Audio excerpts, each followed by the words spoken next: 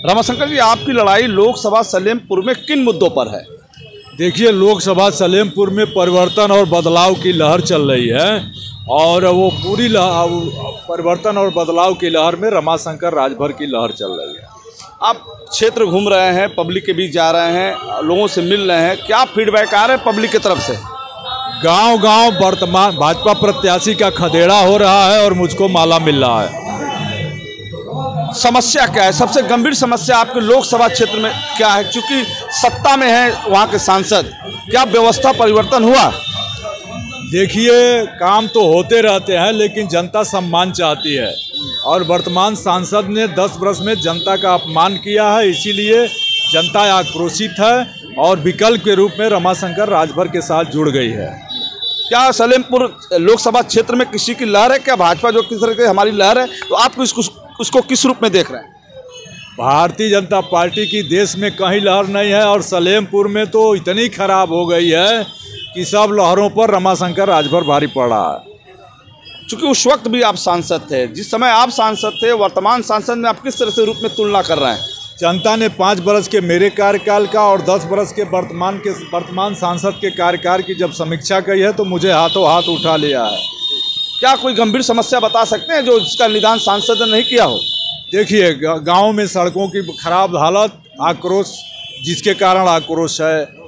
अपमान सांसद करते हैं, किसी का फ़ोन नहीं उठाते, किसी को पैड नहीं देते, किसी का सम्मान नहीं करते, उसका आक्रोश है और जनता को मुझ पर भरोसा जगा है। क्या आपके लोकसभा क्षेत्र में बेरोजगारी दौर है? क्या पलायन हो रहे हैं? महंगाई से जनता त्रस्त है, बेरोजगारी से जनता त्रस्त है, भ्रष्टाचार से जनता त्रस्त है, थानों पर, तहसीलों पर जनता का कोई सुनने वाला नहीं है, गरीबों का कोई न्याय नहीं देने वाला है, छात्र फीस से परेशान है, व्यापारी ऋण से परेशान है, किसान ऋण से परेशान है। तो ये ऐसे मुद्दे हैं जो भारतीय जनता पार्टी को ले डूबेंगे। जी, भारतीय जनता पार्टी का एक नारा है कि हम राशन दे रहे हैं, हम आयुष्मान कार्ड दे रहे हैं, हम रोजगार दे रहे हैं, हम आवास दे रहे हैं, इज्जत घर दे रहे हैं, शौचालय देख रहे हैं, इसलिए झुग्गी झोपड़ी में हमारी पैठ है।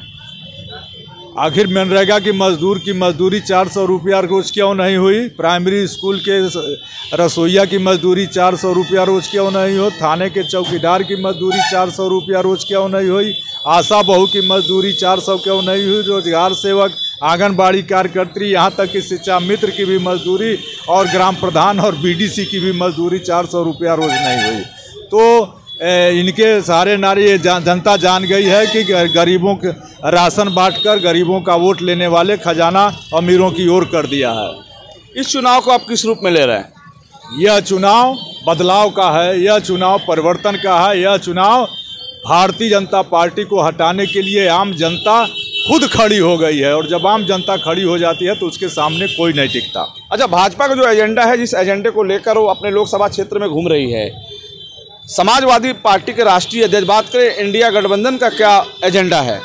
उनका एजेंडा झूठ का पुलिंदा है। हमारा एजेंडा महिलाओं के लिए, छात्रों के लिए, किसानों के लिए, बेरोजगारों के लिए, महंगाई कम करने का एजेंडा है, डीजीपी बढ़ाने का एजेंडा है, महिलाओं को 8.5 महिलाओं की या 1 लाख रुपया प्रतिवर्ष करने की योजना है। तो हमारे उनके एजेंडे के मुकाबले हमारे एजेंडा को जनता ने स्वीकार कर लिया।